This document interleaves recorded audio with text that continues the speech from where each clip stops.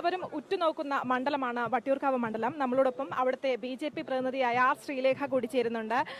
വീണ്ടും ഒരു തിരഞ്ഞെടുപ്പ്, തദ്ദേശ തെരഞ്ഞെടുപ്പിലെ വിജയ ആഹ്ലാദത്തിന് ശേഷം കുറച്ച് മാസങ്ങൾക്കിപ്പുറമാണ് പുതിയൊരു തിരഞ്ഞെടുപ്പ് വീണ്ടും വരുന്നത്. ഈ ഒരു സ്ഥാനാർത്ഥിത്വം പ്രതീക്ഷിച്ചത് എനിക്ക് കിട്ടും, ഇങ്ങനെ ഒരു സ്ഥാനാർത്ഥിത്വം എനിക്ക് വരും എന്നുള്ള ഒരു സൂചന എനിക്ക് ലഭിച്ചിരുന്നു. അതുകൊണ്ട് അപ്രതീക്ഷിതമല്ല, പക്ഷേ വളരെയധികം സന്തോഷമുണ്ട്. ഇങ്ങനെ പരിഗണിക്കുമോ ഇല്ലയോ, കേന്ദ്ര നേതൃത്വം എന്ത് പറയുന്നൊന്നും അറിഞ്ഞില്ലല്ലോ. അപ്പോൾ ഇന്നല്ലേ അത് പുറത്തു വന്നത്. അതുകൊണ്ട് വളരെയധികം സന്തോഷം.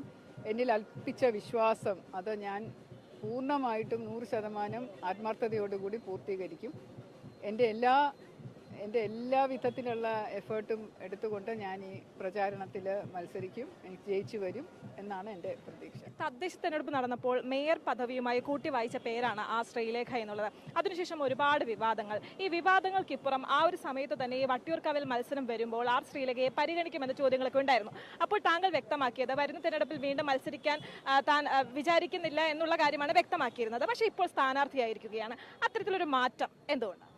അത് എന്നോട് പാർട്ടി നേതൃത്വം പറഞ്ഞാൽ അനുസരിക്കാൻ ഉള്ള ബാധ്യത ഒരു പാർട്ടി വർക്കർ എന്നുള്ള നിലയിൽ എന്നിൽ നിക്ഷിപ്തമായതുകൊണ്ട് ഇങ്ങനെ ഒരു സാഹചര്യം ഉണ്ടാകും.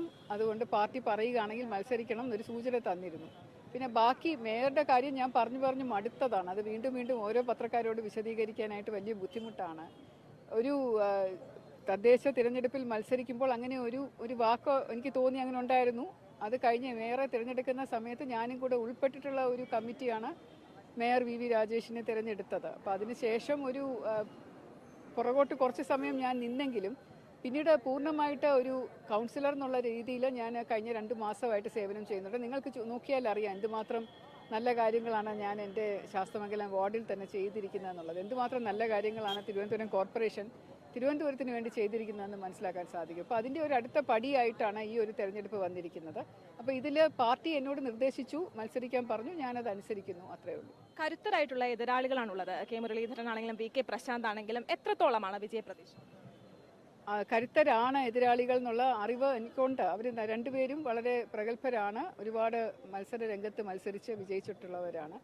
പക്ഷേ എനിക്ക് എൻ്റെ പിന്തുണയ്ക്ക് നിൽക്കുന്നത് എൻ്റെ 33.5 വർഷത്തെ ജനസേവനം, ഒരു പോലീസ് ഓഫീസർ എന്നുള്ള നിലയിൽ ഞാൻ ചെയ്തിട്ടുള്ള പ്രവൃത്തികൾ, അത് ജനം അംഗീകരിക്കുന്നുണ്ട്. കൂടാതെ ഈ പാർട്ടിക്ക് കിട്ടുന്ന അംഗീകാരം, ഭാരതീയ ജനതാ പാർട്ടിക്ക് ജനങ്ങളിൽ നിന്നും ലഭിക്കുന്ന ഒരു വലിയ അംഗീകാരമുണ്ട്. അപ്പോൾ മാറ്റം വേണം, വികസനം വേണം എന്ന് ആഗ്രഹിക്കുന്ന പലരും പാർട്ടിക്ക് വേണ്ടിയിട്ട് തീർച്ചയായിട്ടും വോട്ട് ചെയ്യും. അതോടൊപ്പം ഞാൻ എന്ന വ്യക്തി ഒരു കറകളഞ്ഞ അഴിമതി ഇല്ലാത്ത ഒരു വ്യക്തി എന്നുള്ള നിലയ്ക്ക് ആത്മാർത്ഥമായിട്ട് സേവനം ചെയ്യും എന്നുള്ള വിശ്വാസം അവർക്കുണ്ടെങ്കിൽ തീർച്ചയായിട്ടും അവരെനിക്ക് വോട്ട് ചെയ്യും എന്നുള്ള. തദ്ദേശ തെരഞ്ഞെടുപ്പിലെ വിജയം ആവർത്തിക്കും? തീർച്ചയായിട്ടും അതിനേക്കാളും കുറച്ചും കൂടെ നല്ല രീതിയായിരിക്കും എന്നാണ് എനിക്ക് തോന്നുന്നത്. എല്ലാവിധ ആശംസ. Thank you. അതുതന്നെയാണ് പറയുന്നത്. വലിയ വിജയ പ്രതീക്ഷയാണ് ആ ശ്രീലേഖ നമ്മളോടൊപ്പം പങ്കുവച്ചത്. ക്യാമറാമാൻ വിഷ്ണുവിനൊപ്പം ദേവിക ചന്ദ്രൻ, അമൃത ന്യൂസ്, തിരുവനന്തപുരം.